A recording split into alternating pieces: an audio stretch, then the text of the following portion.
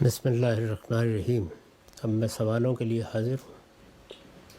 جی میم صاحب، بہت شکریہ، آپ کے وقت کا آغاز کرتے ہیں۔ آج میں چاہتا ہوں ذرا تفصیلی آپ کا نقطہ نظر جانوں اس موضوع کے اوپر کہ ہمارے ہاں جب عام مسلمان مذہب اسلام کو پڑھنا شروع کرتا ہے، علماء کی لکھی ہوئی کتابوں کا مطالعہ کرتا ہے جس میں انہوں نے دین کو سمجھایا ہے، تو ایک نقطہ نظر جو بہت وضاحت سے سامنے آتا ہے وہ یہ ہے کہ اللہ کا دین قرآن و سنت میں موجود ہے، شریعت کے احکام متعین ہیں، اس کی تفصیلات فقہ کی کتابوں میں ہیں، لیکن اسی دین کے اندر ایک انسٹیٹیوشن ہے، ایک مرتبہ ہے، ایک مقام ہے جو اولیاء اللہ کو حاصل ہوتا ہے۔ کچھ ایسے لوگ ہیں جو بہت ریاضت عبادت میں گزرتے ہیں اور خشوع تذلل اور اطاعت کے نتیجے میں وہ اللہ کے دوست بن جاتے ہیں، اللہ کے قریب ہو جاتے ہیں، تو ان کو ایک خاص مقام اور مرتبہ اللہ کے حاصل ہوتا ہے۔ ہم دیکھتے ہیں برصغیر میں بالخصوص پوری ایک روایت ہے ان اولیاء اللہ کی، اور بتایا جاتا ہے کہ ولایت ایک مقام ہے جو کچھ لوگوں کو حاصل ہوتا ہے، اور پھر اس میں بھی درجات ہیں، اور یہ وہ لوگ ہیں جو اللہ کے اتنے قریب ہیں کہ لوگوں کی سفارش بھی کر سکتے ہیں، لوگوں کے معاملے میں لوگوں کے حال احوال یہ بھی جان سکتے ہیں۔ کہا جاتا ہے نگاہ ولی میں وہ تاثیر دیکھی، بدلتی ہزاروں کی تقدیر دیکھی۔ سوال یہ ہے کہ اللہ کی جو کتاب ہے، دین کا جو سورس ہے قرآن مجید، بہت کیٹیگوریکلی میں آپ سے پوچھنا چاہتا ہوں کہ اس کے اندر یہ ولی اور ولایت کا کوئی تصور، کوئی انسٹیٹیوشن، اس کی کوئی فکری بنیاد کیا آپ کے 40-50 سال کے اللہ کی کتاب کے مطالعے میں سامنے آ سکی ہے؟ میں نے تو یہ جو تصور آپ نے بیان کیا ہے اسی میں آنکھ کھولی تھی۔ اپنے والد سے جو سب سے پہلے دین کی باتیں سنی وہ اولیاء کے حوالے سے سنی۔ اس سے پہلے بھی میں یہ عرض کر چکا ہوں کہ میرے والد کو بھی اس کا بہت شوق تھا، اور میرا بھی چونکہ ادبی رجحان تھا تو صوفیہ کی شاعری سب سے پہلے میرے لیے ایک لحاظ سے آپ یہ کہہ سکتے ہیں کہ تفریح طبع کا ذریعہ بھی بنی، فہم و فکر کا ذریعہ بھی بنی، ذہنی تشکیل کا ذریعہ بھی بنی، اور میرے لیے اولین علم اور ہدایت بھی وہی تھی۔ میں نے اپنی زندگی یہاں سے شروع کی تھی۔ اس کے بعد بھی بہت اشتغال رہا۔ مجھے بڑی اچھی طرح یاد ہے کہ شیخ عطار کی تذکرۃ الاولیاء میں اسکول کے زمانے میں اسی شوق سے پڑھتا اور والد کو پڑھ کے سناتا تھا جیسے اب برسوں سے قرآن کے ساتھ تعلق ہے۔ وہ جو واقعات اس میں بیان ہوتے ہیں، جس طرح کی چیزیں اس میں نمایاں کی جاتی ہیں، وہ گویا شب و روز کی چیزیں تھیں۔ میری ابتدائی تعلیم بھی جب ہوئی، اور خاص طور پر دینی علوم کی تعلیم، عربی کی، فارسی کی، تو اس میں ہمارے گھر سے کوئی چند گھر چھوڑ کر وہ مدرسہ تھا جو مولانا ابو الطاہر محمد نقشبند صاحب نے قائم کر رکھا ہوا تھا، بریلوی مدرسہ فکر کے۔ وہ ہمارے علاقے میں بڑے علماء میں سے تھے۔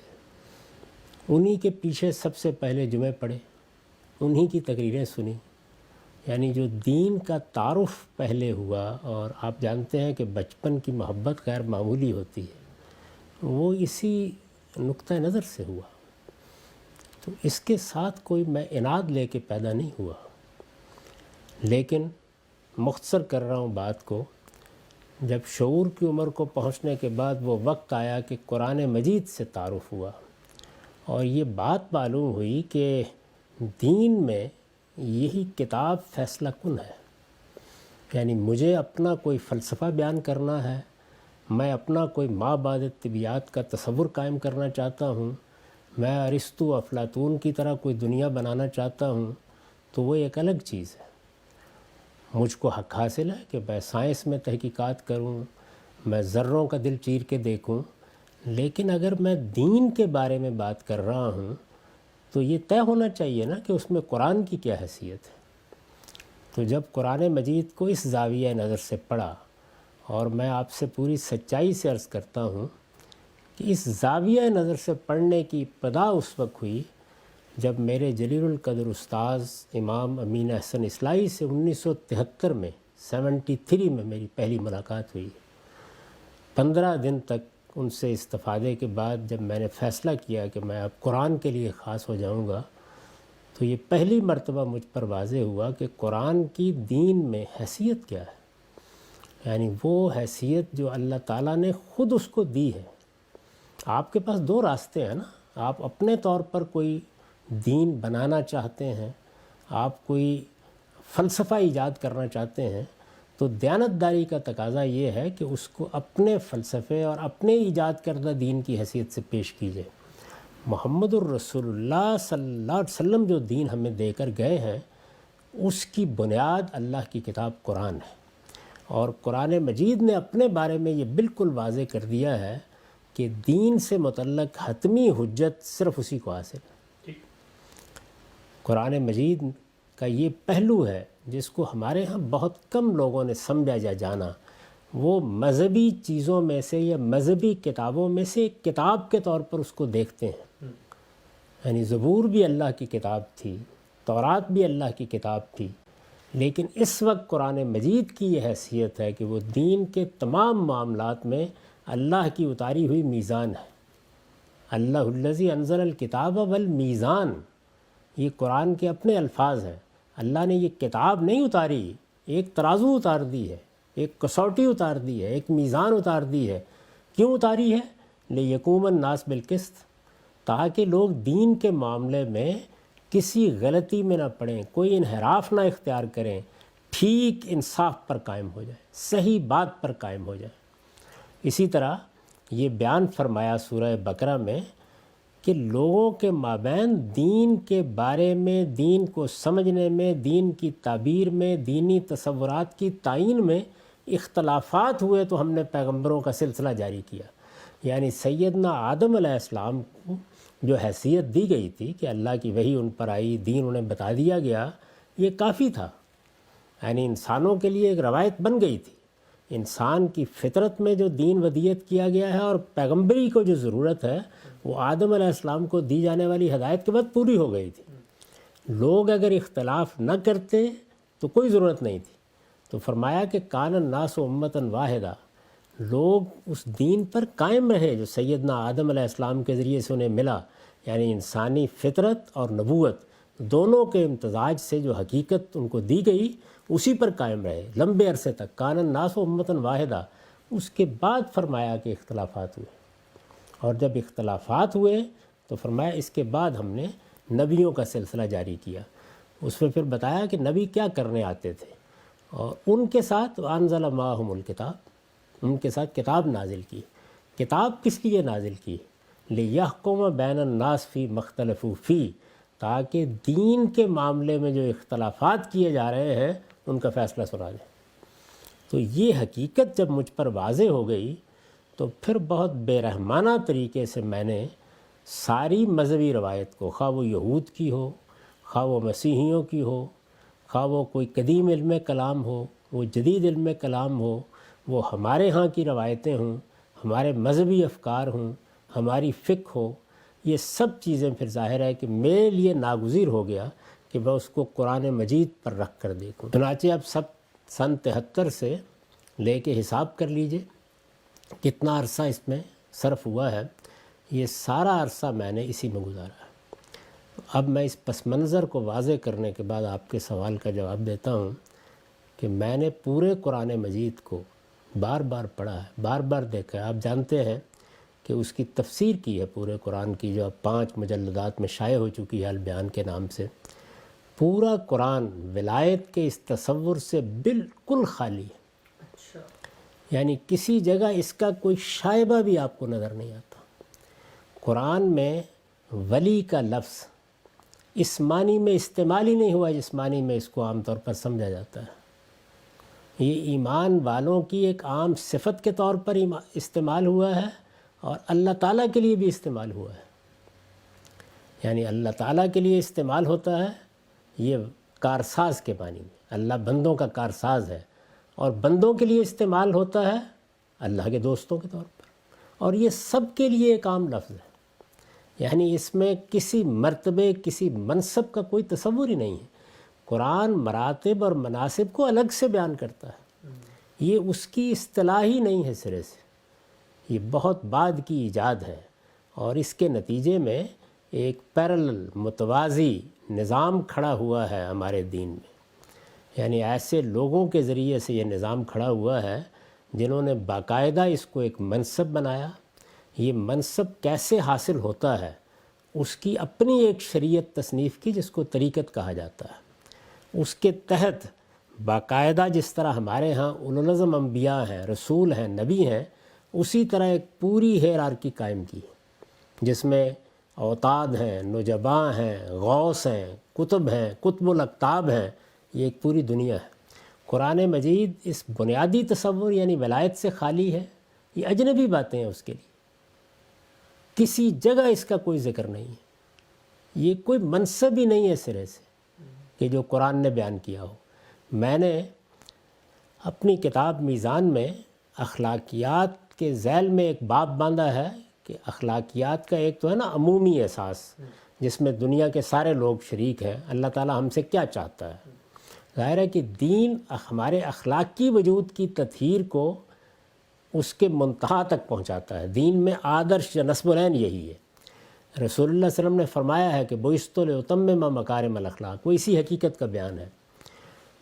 تو یہ جو دین ہے یہ آخری درجے میں ہمارے اندر کیا صفات پیدا کرنا چاہتا ہے، وہ میں نے سورہ احزاب کے حوالے سے ایک آیت نقل کی ہے، پھر اس کو بیان کیا ہے کئی صفات میں۔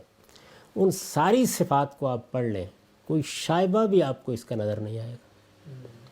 وہ کمال ہے، آخری درجے کا جو کمال قرآن نے بیان کیا ہے، اس میں کیا صفات ہونی چاہیے، وہ سب وہ چیزیں ہیں جس میں نہ کوئی مراقبے ہیں، نہ کوئی چلے ہیں، نہ کوئی ریاستیں ہیں، نہ کوئی روحانی مکاشفات ہے، کوئی چیز نہیں ہے، وہ عمل کا اظہار ہے۔ اسلام میں ہوتا ہے، ایمان میں ہوتا ہے، روزے میں ہوتا ہے، اللہ تعالیٰ کے ساتھ ہمارے تعلق میں ہوتا ہے، اخلاقی حدود کی پاسداری میں ہوتا ہے، اس کو آپ نکال کے پڑھ سکتے ہیں۔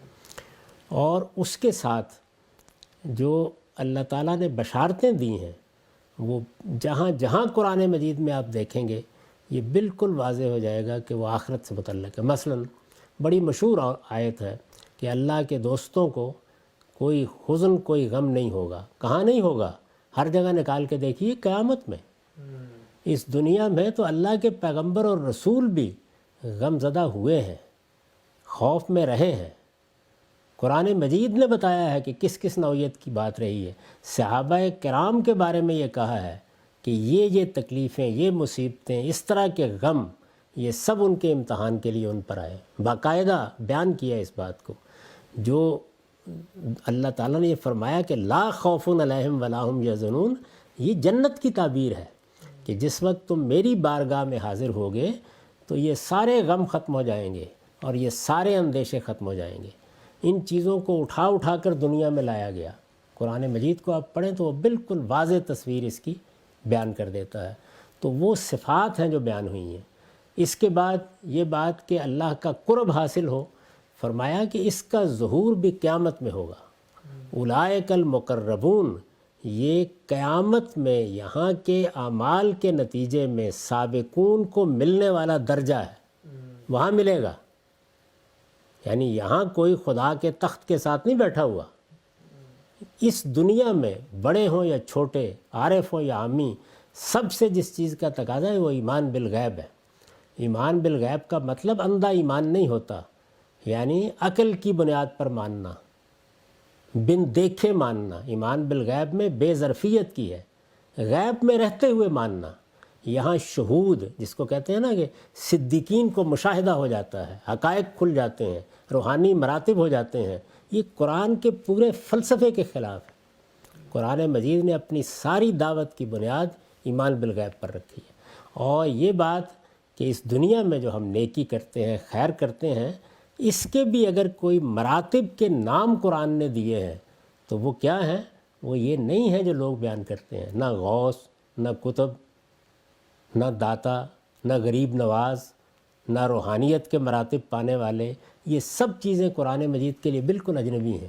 آپ دیکھیے اس نے کیا کہا، اولئک، آپ پہلے سورہ فاتحہ کو دیکھیں، وہاں پر آپ دعا کرتے ہیں، کیا دعا کرتے ہیں کہ پروردگار اہدنا الصراط المستقیم، ہمیں سیدھی راہ کی ہدایت بخش، صراط الذین انعمت علیہم، کن کی راہ؟ جن پر تیرا انعام ہوا۔ اس کو آگے بیان کیا ہے، اولئک مع الذین انعم اللہ علیہم، اللہ تعالیٰ نے جن پر انعام کیا، میرے بندے کیا کریں؟ مراقبہ کریں، ریاضت کریں، رہبانیت اختیار کریں، تپسیا کریں، کہیں جا کر بیٹھیں، دھنی رمائیں، دنیا چھوڑیں۔ کچھ نہیں کہا، من یطع اللہ و رسولہ، اللہ اور اللہ کے رسول کی اطاعت کریں اپنی زندگی میں، ان کا حکم مانیں۔ اس میں بھی دیکھیے حکم مانے کے الفاظ استعمال کیے ہیں، یعنی اللہ کی ہدایت، اللہ کے پیغمبر کی ہدایت کے سامنے سر تسلیم خم کر دینا، اسی کو اسلام کہتے ہیں۔ یہ بیان کر کے کہا کہ جو لوگ یہ کریں گے وہ قیامت میں کن کے ساتھ اٹھیں گے؟ اولئک مع الذین انعم اللہ علیہم، وہی انعما جو وہاں انعمتا استعمال کیا، جن پر اللہ نے انعام کیا، یعنی اللہ کی نعمت جو انسان کو ملتی ہے اس کے نتیجے میں وہ مرتبے کیا ہیں جو ملتے ہیں؟ وہ غوث ہیں، وہ قطب ہیں، وہ اوتاد ہیں، وہ ابدال ہیں۔ قرآن خالی ہے ان سب چیزوں سے۔ وہ کہتا ہے وہ مرتبے کیا ہیں؟ وہ کیا ہیں؟ وہ ایک نبی تھے، مع نبیین۔ دوسرے کون ہیں؟ صدیقین، یعنی نبیوں کی تصدیق کرنے والے، اپنے علم و عمل میں صداقت سے زندگی بسر کرنے والے۔ اور اس کا ظہور صحابہ کرام کی جماعت میں کیسے ہوا کہ سب صدیقین ہیں اور سیدنا ابو بکر الصدیق ہے۔ دیکھیے وہی لفظ استعمال کیا ہے۔ دوسرے کیا؟ شہداء، یعنی اللہ کے دین کی گواہی دینے والے، اپنی زندگی سے گواہی دینا، اپنے علم سے گواہی دینا، اپنے عمل سے گواہی دینا، اور یہاں تک کہ اگر جان دینی پڑ جائے تو جان دے کے گواہی دینا۔ تو یہ منصب بیان کیا۔ اور تیسرا کیا ہے؟ نبیوں کے بعد اگر کہیں تو چوتھا، اور ان کے بغیر کہیں تو تیسرا صالحین، نیک لوگ، عمل صالح کرنے والے۔ تو قرآن مجید کی تعبیریں یہ ہیں۔ وہ ان چیزوں سے واقف ہی نہیں ہیں، یعنی جب آپ ان سب تصورات کو لے کر قرآن کی بارگاہ میں جاتے ہیں تو ان سب چیزوں کو بالکل اگل کر پھینک دیتا ہے۔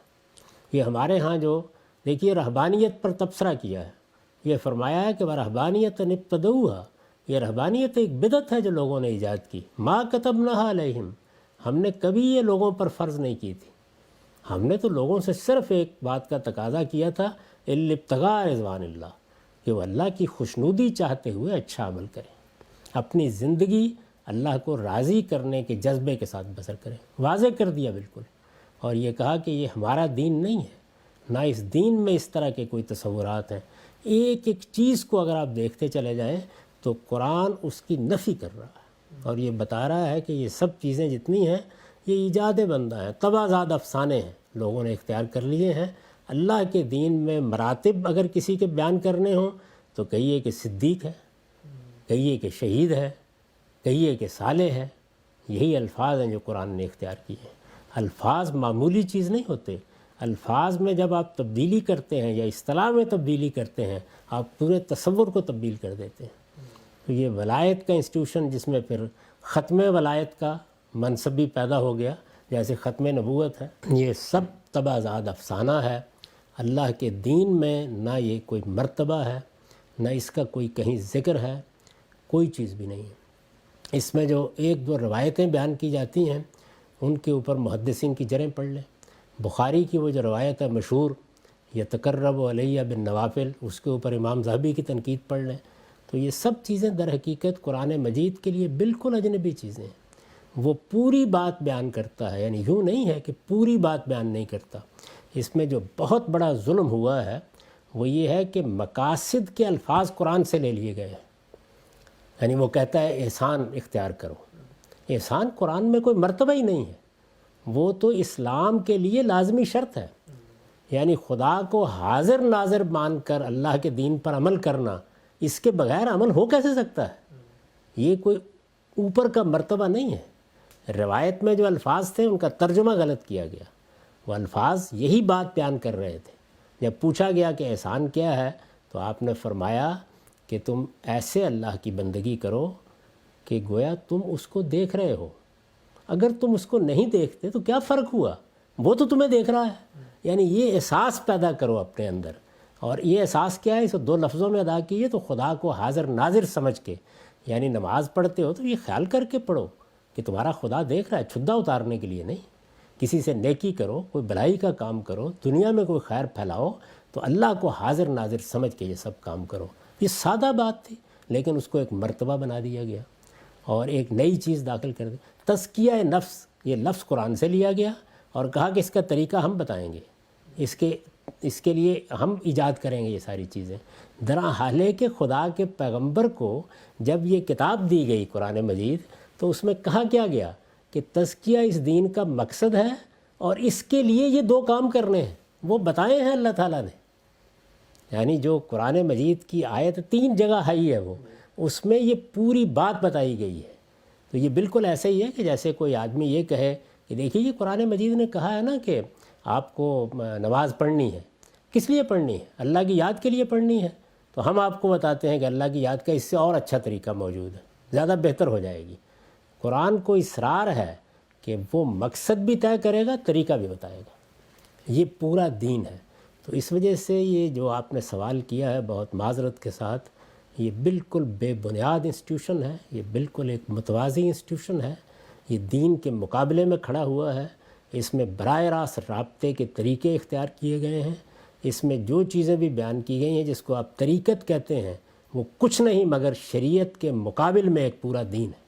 امام صاحب, ہم جس وقت دین کی بات کرتے ہیں اور بالعموم جب آپ مذہبی اپنی فکر کو پیش کرتے ہیں تو لوگ ایک بڑی شدت سے اصرار کرتے ہیں کہ ایک غامدی صاحب کا تصور ہے دین کا, اور ہم تو در حقیقت صحابہ کے فہم, صحابہ کے تصور پہ کھڑے ہوئے ہیں. میں دوبارہ بالکل کیٹیگوریکلی, اس طرح میں نے قرآن کے بارے میں پوچھا, قرآن رسول اللہ صلی اللہ علیہ وسلم لائے تو پہلے مخاطبین آپ کے وہ ساتھی, آپ کے وہ جلیل القدر صحابہ کرام ہیں جن کے بارے میں اللہ نے یہ گواہی دی ہے کہ نہ دین کو پہنچانے کے معاملے میں کوئی خیانت ہے اور اللہ ان سے راضی ہے. وہ جو اولین مخاطبین ہیں ان کا طرز عمل اس پورے تصور کے بارے میں جو ہمارے صوفیہ بتاتے ہیں, یعنی 4 سلسلے ہیں, چشتیہ, سہروردیہ, قادریہ اور نقشبندیہ. آغاز ہوتا ہے مثلا آپ کے ذکر بالسر یا ذکر اعلانیہ سے, اور پھر قلب جاری ہوتا ہے, اور اس کے بعد فنا فی الشیخ, فنا فی الرسول, فنا فی اللہ کے مراحل. یہ جو پورا نظام فکر ہے صحابہ کرام میں, پھر میں کیٹیگوریکلی سوال پوچھتا ہوں آپ سے, کوئی ایسی شخصیت, کوئی ایسا بزرگ جنہوں نے اللہ کے رسول کے رخصت ہو جانے کے بعد ان میں سے کسی ذریعے کو اپنایا ہو اور تقرب اللہ کے لیے یہ جو پیرلل چیز ہے اس کی کوئی تصدیق یا تصویب یا تائید کی ہو؟ میں نے جس طرح آپ سے عرض کیا نا کہ جب میں نے ایک طالب علم کی طور پر قرآن کو پڑھا اور قرآن مجید کے لفظ لفظ کو کھنگال کر دیکھنے کی کوشش کی تو معلوم ہوا کہ یہ سب کچھ اس کے لیے اجنبی ہے. یہ رسول اللہ کی زندگی اور صحابہ کے لیے بھی بالکل اجنبی چیز ہے. ان کے ہاں ان میں سے کوئی اصطلاح کبھی آپ نے دیکھا کہ استعمال ہوئی؟ کوئی حدیث کے ذخیرے میں, کوئی آثار صحابہ کے ذخیرے میں کبھی یہ اصطلاحات استعمال کی گئیں؟ کبھی اس طرح کے واقعات ان کو پیش آئے؟ کبھی اس طرح کی کرامتوں کا صدور ان سے ہوا؟ کوئی چیز آپ کو نہیں ملے گی. وہی تصور جو قرآن نے دیا ہے وہ اس کا بہترین نمونہ ہے, اور ان کے حق میں قرآن کی شہادت ہے کہ کنتم خیر امتن, وہ بہترین گروہ تھا جس کو اللہ تعالیٰ نے دین کی شہادت کے لیے دنیا کے لیے مبعوث کیا. یہ بہت بڑا اعزاز ہے جو قرآن مجید نے ان کے لیے بیان کیا ہے. لیکن وہاں کیا ہے؟ یعنی اللہ کی کتاب اور پیغمبر, بس جو دین ان سے ملا اس کا وہ نمونہ ہے. اور اس میں کیا ہے؟ وہی چیزیں ہیں جو میں بارہا بیان کرتا ہوں, یعنی عبادات ہیں, اور ان میں بھی ہر سطح کے اوپر اس کا التزام ہے. یعنی ایک بدو کی سطح پر بھی ہے, عمر و ابوبکر کی سطح پر بھی ہے, لیکن وہ چیز ایک ہی ہے. یعنی اس میں کوئی فرق واقع نہیں ہوتا. جو بھی زندگی ہے ان کی وہ اسی کا بہترین نمونہ ہے. اسی لیے حضور نے یہ فرمایا بھی کہ اگر تم یہ کبھی فیصلہ کرنا چاہو تو یہ دیکھا کرو کہ ما انا علیہ واصحابی, میں اور میرے صحابہ کا طریقہ کیا ہے. تو اس میں کہیں یہ چیز نہیں ملتی. رسول اللہ صلی اللہ علیہ وسلم کے بعد جب خلفائے راشدین نے نظم سنبھالا ہے, بڑے بڑے مسئلے پیش آئے ہیں ان کو جن میں انہوں نے بحثیں کی ہیں. آج ان کی بعض آراء پر نقد کیا جاتا ہے, لیکن وہ بالکل انسانی طریقے پر ہوا ہے. یعنی نہ یہ کوئی روحانیت کے محافل, نہ مجالس, نہ اس طرح کی زندگی. ان میں سے کوئی تجارت کر رہا ہے, کوئی بازار میں بیٹھا ہوا ہے, کوئی ریاست کی ذمہ داریاں انجام دے رہا ہے, کوئی مال کی حیثیت سے اپنی خدمت انجام دے رہا ہے. یعنی وہ دنیا ہی بالکل اور ہے, اس سے بالکل مختلف ہے. یہ تعبیریں, یہ اصطلاحات کہیں بھی نہیں ہیں. بعض ضعیف قسم کی روایتوں سے لوگ استدلال کرتے ہیں, لیکن یہ واقعہ ہے کہ اس موقع کے اوپر ہر آدمی کو سوچنا چاہیے کہ کیا یہی طریقہ ہے دین کو سمجھنے کا؟ قرآن مجید کو سامنے رکھ کر، اس کے پورے فریم کو سامنے رکھ کر پیغمبر کی زندگی کو بھی دیکھنا چاہیے اور صحابہ کرام کی زندگی کو بھی دیکھنا چاہیے۔ اس طرح کی کوئی چیز کسی مرحلے پر آپ کو نہیں ملتی۔ اور یہ جو عام طور پر قصے جیسے ساریہ وہ ہے یا ساریت الجبل، اسی طرح نیل کے نام خط، آپ تحقیق کر کے دیکھ لیجئے، کوئی حیثیت نہیں ہے ان قصوں کی۔ یعنی یہ بالکل جھوٹی روایتیں ہیں جو بعد میں ضعیف جھوٹی روایتیں جو منسوب کر دی گئیں، اور وہ بھی کوئی ایک آدھ بڑی مشکل سے جا کے اس طرح کا واقعہ تلاش کرتے ہیں۔ یہاں پوری زندگی کا نقشہ ہی دوسرا ہے۔ چنانچہ پھر یہ جو بزرگ حضرات ہیں خود ان کو یہ مشکل پیش آتی ہے۔ چنانچہ ایک بڑی ہستی ہیں، میں ان کا نام نہیں لینا چاہتا، ان کی عبارت میں نے نقل بھی کر دی ہوئی ہے۔ انہوں نے جب یہ سوال اٹھایا کہ آخر کیا وجہ ہے، یہ ایک طرف ہمارے مشائخ ہیں اور ہمارے اولیاء ہیں کہ جن سے تو کسی گناہ کا صدور نہیں ہوتا، صحابہ کرام سے ادھر غلطی بھی ہو جاتی ہے، گناہ بھی ہو جاتے ہیں، تو اس کی پھر انہوں نے دلیل دی کہ اصل میں تو چونکہ دین کو پائے تکمیل تک پہنچنا تھا، تو اس لیے صحابہ نے گناہ کر کے تکوینی طور پر دین کی تکمیل کا ذریعہ بننے کے لیے اپنے آپ کو پیش کر دیا۔ اور وہاں مصرع نقل کیا ہے کہ تو مشق ناز کر خون دو عالم میری گردن پر، تو مشق ناز کر خون دو عالم میری گردن پر۔ تو یہ افسانہ ترازی ہے، ان کی کوئی حقیقت نہیں ہے۔ ایسی چیزوں کے معاملے میں ہمیشہ یعنی آپ کے پاس دو راستے ہیں، یا آپ اللہ کی کتاب کو دین کا ماخذ بنائیں گے، اس کی بنیاد پر دین کی بات اس کی بنیاد پر کریں، اللہ کی کتاب کو مرکز اور محور بنا کر پوری کتاب میں دیکھ لیں، کسی جگہ یہ وہاں سے ایک ولی کا لفظ پڑھ لیا، یہ دیکھا ہی نہیں کس معنی میں استعمال ہوا ہے، کس سیاق میں استعمال ہوا ہے۔ وہ چونکہ لفظ استعمال ہو گیا ہے، یہ بالکل ایسی ہی بات ہے جب میں نے لوگوں کو توجہ دلائی 2015 میں کہ یہ خلافت کوئی دینی اصطلاح نہیں ہے، یہ تو عربی زبان کا ایک لفظ ہے اور قرآن میں ان 3 معنی میں استعمال ہوا ہے۔ اسی طرح کا معاملہ اس لفظ کا ہے جس کو آپ ولی کہتے ہیں، کوئی اصطلاح نہیں، کوئی تعبیر نہیں۔ قرآن مجید نے جس وقت یہ بیان کرنا چاہا ہے کہ مراتب کیا انسان حاصل کرتا ہے، تو میں نے آپ کو بتایا کہ کیا بیان کیے ہیں، یعنی اللہ کے پیغمبر ہیں جن کو اللہ نے بڑا درجہ دیا، اس کے بعد صدیقین ہیں، شہداء ہیں، صالحین ہیں، بس۔ اور یہ سب آپ دیکھیے، صدیقین آپ کے عمل کی تعبیر ہے، نہ کسی روحانی مرتبے کی، شہادت آپ کے عمل کی تعبیر ہے۔ تو وہاں سارا کا سارا جو زور ہے وہ اس چیز پر ہے۔ اور یہاں صورتحال کیا ہے؟ یہاں یہ ہے کہ افلاک کی سیریں ہیں، روحانی عالم کو فتح کرنا ہے، اور اس میں ساری وہ بطلموسی حیات ہے، اسی کے افلاک ہیں جن میں گردش ہوتی ہے، یہ معلوم ہی نہیں ہوتا کہ دنیا کہاں سے کہاں پہنچ گئی۔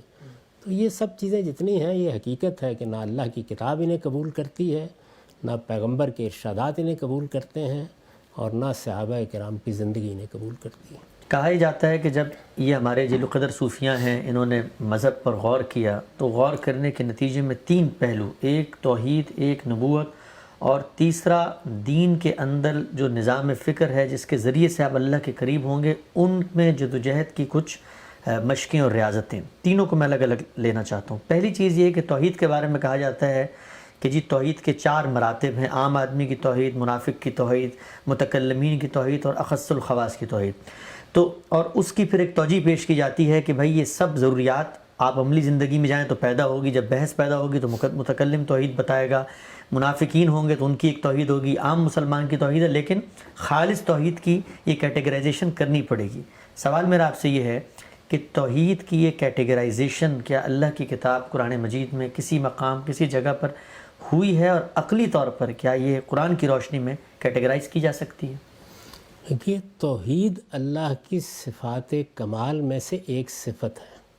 آپ میری کتاب میزان میں دیکھیے، وہاں میں نے یہ بتایا ہے کہ جب ہم اللہ پر ایمان لاتے ہیں تو اس ایمان میں ہمیں یہ جاننا چاہیے کہ ہم کس ہستی پر ایمان لا رہے ہیں۔ اس ہستی کی کیا ذات کا کوئی تعارف قرآن کراتا ہے؟ نہیں کراتا، بلکہ تنبیہ کرتا ہے کہ اس کی ذات تمہاری گرفت میں نہیں آ سکتی، اس کی ذات کے لیے کوئی تمثیل بھی موجود نہیں ہے کہ تم اس کا جنت کی چیزوں کی طرح تصور کر سکو، لیس کمثلہ شیء۔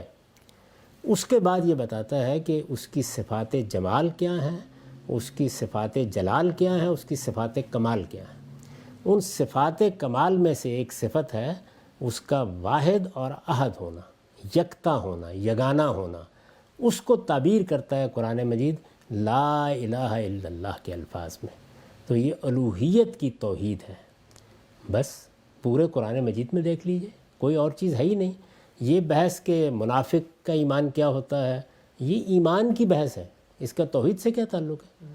یعنی جب میں نے اللہ کے دین کو مانا تو اگر میں نے دھوکہ دینے کے لیے مانا ہے تو یہ منافق کا ایمان ہوگا. اگر میں نے دل کی گہرائیوں سے اس حقیقت کو سمجھ کر مانا ہے تو یہ ایک سچے صاحب ایمان کا ایمان ہوگا. یہ بحث اگر کرنی ہے تو وہاں کریں، اس کا اس صفت سے کیا تعلق ہے؟ تو اس وجہ سے یہ توحید کیا ہے وہ قرآن مجید نے بالکل واضح کر دیا. اللہ کے سوا کسی کو الہ نہیں مانا جائے گا. اور پھر منفی طور پر بتا دیا ہے کہ شرک کیا ہوتا ہے، یعنی اللہ کی ذات میں سے کسی کو قرار دینا، اللہ کو کسی ذات میں سے قرار دینا، اللہ تعالیٰ کے لیے خلق کو تنہا ماننا، یہ توحید کا تقاضا ہے، اور امر کو بھی. لہذا خلق و امر میں کسی کو شریک کرنا، الا لہ الخلق والامر. تو شرک کو منفی طور پر بتا دیا، اور توحید کیا؟ اللہ کی صفات کمال میں سے ایک صفت ہے، وہ یکتا اور یگانہ ہے، احد ہے، ذات بے ہمتا ہے. تو یہ ہے اصل میں بس قرآن مجید کی توحید، سادہ واضح. اس میں یہ جتنی باتیں بھی بیان کی جاتی ہیں یہ توحید وجودی ہے اور اللہ کے سوا کوئی مقصود نہیں رہنا چاہیے. قرآن اس سے بالکل خالی ہے، یہ اس کی بحث ہی نہیں ہے. اللہ پر ایمان کے تقاضے کیا ہیں، یہ بحث ہی بالکل الگ ہے. تو میں نے ان تقاضوں کو دین حق کے ذیل میں بیان کیا ہے. یہ اگر بیان کرنے تھے تو وہاں بیان ہونے چاہیے. تقاضے کیا ہیں، اور وہ تقاضے بھی اللہ کی کتاب بتائے گی کیا ہیں.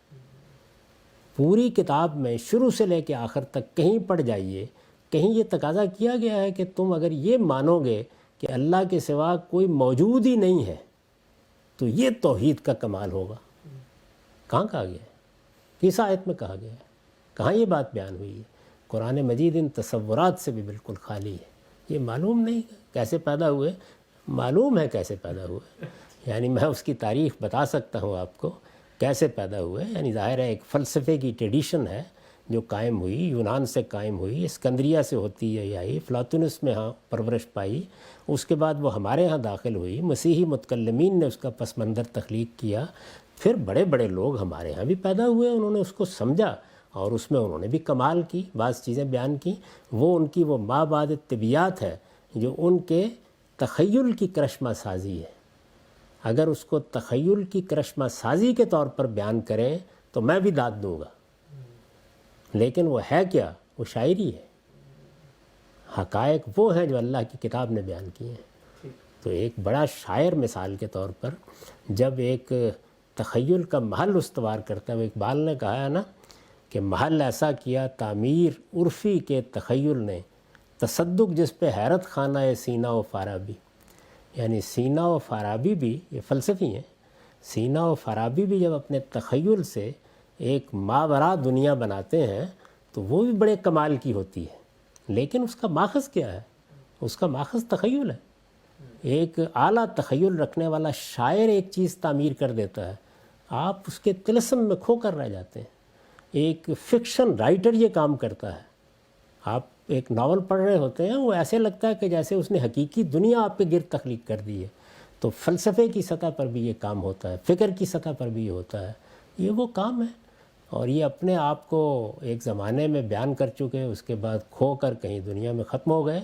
قرآن نے جو علم کا تصور پیدا کیا ہے وہ بھی ان کے تصور علم سے بالکل مختلف ہے. کہا جاتا ہے کہ جی نبوت جو ہم صوفیہ کی کتابیں پڑھتے ہیں کہ وہ ایک مقام ہے، پیغمبروں کو ملتا ہے، وہ اختصاص کے ساتھ شریعت دے کے ملتا ہے، لیکن ایک دوسرا سلسلہ ہے جس کا آغاز فیضان وجود سے ہوتا ہے. انسان کے ہونے سے ہی جس طرح شہد کی مکھی کو اللہ الہام کرتا ہے، اسی طرح یہ مقام جس طرح انبیاء کو ملتا ہے، یہی مقام جو ہے وہ عام آدمی کو بھی ملتا ہے. اور پھر اس میں ترقی پاتے پاتے اقتصادی طور پہ ایکوائرڈ طریقے سے ایک آدمی اس مقربین کی جگہ پہ پہنچ جاتا ہے. تو یہ جو تصور نبوت ہے اور اس کی جو توجیہ پیش کی جاتی ہے، اس کو قرآن مجید کسی مقام پہ قبول کرتا ہے؟ قرآن مجید نہ حدیث نہ صحابہ کرام. خود سوچیں کہ یہ جو نبوت عامہ کی تعبیر اختیار کی گئی ہے، یعنی یہ کیوں ضرورت پیش آئی ہے؟ کیا وجہ ہے؟ وہ تو بڑی سادہ بات تھی جو قرآن میں بیان ہوئی ہے کہ ایک جبلی وحی ہوتی ہے، وہ لفظ کا استعمال ہے، یعنی وحی یا اللہ کی طرف سے رہنمائی یہ جبلی حیثیت سے بھی ہوتی ہے، اضطراری طور پر بھی ہوتی ہے۔ یعنی یہ جو ہمارے لیے اللہ تعالیٰ نے علم کے راستے کھولے ہوئے ہیں، وہ مسیحی ہوں، وہ ہندو ہوں، کوئی ہوں، جس وقت انسان اس دنیا پر غور کرتا ہے تو آپ دیکھیں کہ سائنسدانوں کو بھی بعض اوقات ایک چیز سوجھ جاتی ہے۔ اس طرح کا مکاشفہ کو مجھے 10 مرتبہ ہوا ہوگا۔ وہ کیا ہوتا ہے؟ یعنی آپ کسی چیز پر غور کر رہے ہیں، سمجھنے کی کوشش کر رہے ہیں، اچانک معلوم ہوتا ہے کہ چیز آپ پر واضح ہو گئی۔ ہوتا ہے اس دنیا میں۔ اس کا کیا تعلق ہے اس سے؟ جو وہی زیر بحث ہے پیغمبروں کی وحی یا الہام پیغمبروں کا زیر بحث ہے، وہ اللہ کا کلام ہے، مخاطبہ الہی ہے۔ مخاطبہ الہی کی کوئی دوسری صورت اس دنیا میں موجود ہی نہیں ہے۔ وہ کبھی اکتسابی نہیں ہوتا، یعنی اس کا اکتساب کیا ہی نہیں جا سکتا۔ یوں نہیں ہے کہ آپ جد و جہد کریں گے اور اس کے نتیجے میں اللہ تعالیٰ آپ کو اس مرتبے پر فائز کر دیں گے۔ یہ منزل ہی نہیں ہے جو قرآن نے دکھائی ہے۔ نبوت محبت ربانی ہے، وہ اس طرح ملتی ہے جس طرح کہ سیدنا موسیٰ کا واقعہ قرآن نے بیان کیا ہے۔ یعنی سردی کا موسم ہے، رات کا وقت ہے، کوئی خواب و خیال میں بھی نہیں ہے، اچانک آواز آتی ہے اور کہا جاتا ہے یہ ذمہ داری دے دی گئی ہے۔ رسالت مآب صلی اللہ علیہ وسلم کے ساتھ بھی بالکل ایسے ہی ہوا ہے۔ تو یہ نبوت جو ہے وہ اللہ کی طرف سے دیے جانے والا ایک منصب ہے۔ یہ کوئی جد و جہد کر کے، اتباع کر کے، پیروی کر کے حاصل کرنے کی چیز نہیں ہے۔ یہ قرآن کے لیے بالکل اجنبی چیز ہے، یہ کہ ایک تابع کی حیثیت سے آپ کو نبوت ملے، امتی کی حیثیت سے نبوت ملے۔ کیا چیز ہوتی ہے؟ نبوت کا ایک ہی منصب ہے، فرق صرف یہ ہے کہ بعض نبیوں کو نبی کی حیثیت سے بھیجا جاتا ہے اور بعض کو رسالت کا منصب دیا جاتا ہے۔ تو وہاں رسول اور نبی یعنی دونوں کے اندر اللہ کا مخاطبہ ہوتا ہے، اللہ کی وحی ہوتی ہے۔ وہ وحی کلام ہے اللہ تعالیٰ کا، جو شہد کی مکھی کو وحی ہوتی ہے یا اضطراری طور پر انسان کو ہدایت ملتی ہے، جس کو بیان کیا ہدینہ السبیل، جس کو بیان کیا ہدینہ النجدین، وہ کوئی محسوس کلام نہیں ہوتا اللہ تعالیٰ کا۔ وہ امر الہی ہے جو نازل ہوتا ہے، اور اس کو بیان کیا قدر فہدا۔ اللہ تعالیٰ ایک اندازہ مقرر کرتے ہیں، پھر انسان کو اس کی ہدایت پہ ڈال دیتے ہیں۔ اس میں بھی اللہ تعالیٰ کی طرف سے رہنمائی ہوتی رہتی ہے، لیکن وہ غیر محسوس ہوتی ہے۔ اور اگر کسی موقع پر کوئی خواب یا رویا دکھایا جاتا ہے تو اس کی نوعیت بھی ہوتی ہے کہ وہ تعبیر کا محتاج ہوتا ہے، اس میں کوئی براہ راست بات نہیں کی جاتی۔ پیغمبروں کے رویا کا معاملہ بھی یہی ہوتا ہے۔ تو اس وجہ سے یہی ہے اللہ تعالیٰ نے جو قرآن نے ہمارے سامنے تصویر رکھی ہے، وہ یہی تصویر ہے۔ اب آدمی کو فیصلہ کرنا ہوتا ہے کہ وہ اللہ کی کتاب سے دین حاصل کرے گا، تو بڑی سادہ بات ہے، اور وہ یہ کہ جو تصور بھی آپ نے قائم کیا ہے، آپ بتائیے اللہ نے اس کو کہاں بیان کیا ہے؟ تو یہ نبوت عامہ، یہ ولایت، یہ قرآن مجید میں کس جگہ بیان ہوئی؟ قرآن مجید من البدایہ الی النہایہ، الحمد سے ناس تک ان تصورات سے بالکل خالی ہے۔ وہاں نبوت کی ایک ہی صورت ہے، اللہ کی مخاطبت، اس منصب پر فائز کرنا، اسی کے لیے وحی آتی ہے، اور پیغمبروں کا یہ سلسلہ محمد الرسول اللہ صلی اللہ علیہ وسلم پر ختم کر کے مہر لگا دی گئی۔ ایک عام آدمی آپ کا یہ پوری بات جو قرآن اور سنت پر مشتمل ہے، صحابہ کرام کی زندگی کا نمونہ بالکل واضح ہے کہ دین کیا ہے اور اس کے متوازی ایک دوسرا نظام فکر، ایک عام آدمی یہ سوال کرتا ہے کہ بالکل سمجھ میں آتی ہے بات، ٹھیک ہو گیا، لیکن پھر کیا وجہ ہے کہ اس راہ پہ جو لوگ چلتے ہیں ان سے پھر کرامات کا ظہور، آسمانوں کی سیر، غیب کے احوال، یہ صلاحیتیں بھی ان کو مل جاتی ہیں، کتابوں میں بھی لکھا ہے، اور جب ان سے کہا جاتا ہے تو کہتے ہیں آؤ تمہیں بھی ہم دکھا دیتے ہیں، سیر کروا دیتے ہیں۔ تو وہ یہ سمجھنا، اس کو یہ اضطراب پیدا ہوتا ہے کہ اگر یہ ایک غلط طریقہ ہے، دین میں نہیں بیان ہوا، تو پھر اس میں یہ کامیاب کیسے ہو جاتا ہے، اس میں لوگوں کو یہ مراتب حاصل کیسے ہو جاتے ہیں؟ اللہ تعالیٰ کی اس کائنات پر غور کرنے کے نتیجے میں آئنسٹائن نے کیا کچھ کر ڈالا، نیوٹن نے کیا کچھ کر ڈالا، موجودہ دنیا میں کیا کیا گیا ہے۔ تو آپ کے نفس کے اندر بھی ایک دنیا ہے، اگر آپ اس سے رابطے کی مہارت پیدا کر لیں تو آپ بھی بڑے بڑے کمالات دکھا سکتے ہیں۔ اس کا دین سے کیا تعلق؟ وہ ایک بدھ لاما بھی دکھا دے گا، وہ ایک ہندو یوگی بھی دکھا دے گا، وہ ایک عیسائی متکلم بھی دکھا دے گا۔ آپ کے پاس وقت ہو تو میں آپ کو ان سب کی داستانیں سنا دیتا ہوں۔ یعنی ان کی تذکرۃ الاولیاء ہم سے بھی بڑی ہے اور صدیوں پر محیط ہے۔ تو اس سب کچھ کا کوئی تعلق اللہ تعالیٰ کی طرف سے کسی بات سے نہیں ہے۔ اللہ تعالیٰ کی بات وہی ہے جو اللہ کی کتاب نے بیان کر دی ہے، جو محمد الرسول اللہ نے بیان کر دی ہے، جو صحابہ کی زندگی میں نمایاں ہو گئی ہے۔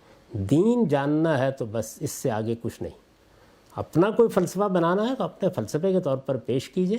ہم ہیگل اور کانٹ کو بھی پڑھتے ہیں، دیکارت کو بھی پڑھتے ہیں، آپ کو بھی پڑھ لیں گے، سن لیں گے، لیکن یہ کہ اس کو دین کے نام پر پیش کریں گے تو پوسٹ مارٹم کر دیا جائے گا اس کا۔